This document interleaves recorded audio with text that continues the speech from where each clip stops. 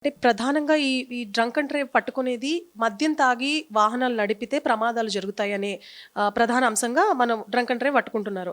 కానీ at the same time తాగేసి రోడ్ల మీద యాక్సిడెంట్లు చేసే కేసెస్ కూడా పెరుగుతూనే ఉన్నాయి. మరి ఏ ప్రామాణికంగా ఈ డ్రంక్ అండ్ డ్రైవ్ కేసులు నడుస్తున్నాయి? నేను పూర్తి స్థాయిలో ప్రభుత్వంలో కూడా పరివర్తన రావాలండి. ప్రభు ప్రభుత్వంలో కూడా మార్పు రావాలి. అరే ఏందా స్టాండర్డ్స్ 36 నుండి 50? అంతర్జాతీయ ప్రమాణం ఏంది 42.8.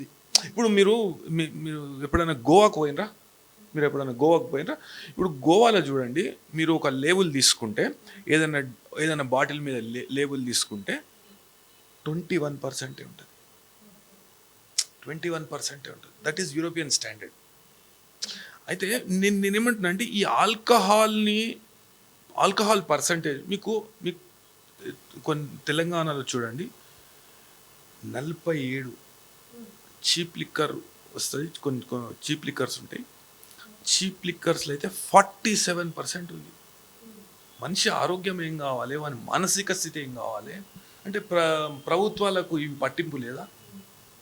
దీన్ని ఒక ఆదాయ వనరు లెక్క చూడడం అనేది తప్పు అని నేను అంటున్నా. దాన్ని మీరు నియంత్రించండి. వాస్తవానికి అంటే ఈ మోతాదు, వాడు తీసుకునే మోతాదు, ఇప్పుడు వాడు కష్టపడతాడు, ఆ పొలం పని చేస్తాడు, గట్టి పని చేస్తాడు, వాడు కష్టపడతాడు, వాడు ఏదో రాత్రికి ఇంత తాగుతాడు. ఆ తాగిన దాంట్లో అధిక మోతాదులో ఆల్కహాల్ ఉంటే వాని శరీరం ఖరాబ్ అవుతుంది. వాడు సమాజానికి ఇప్పుడు అది మైండ్ మీద ఎట్లాంటి ఎఫెక్ట్ పడుతుంది అనే విషయాన్ని కూడా ప్రభుత్వం గుర్తించాలి. లేకుంటే ఎట్లా పడితే ఎట్లా స్టాండర్డ్స్ మేము ఇస్తాము. 36 నుండి 50% ఏంది అది?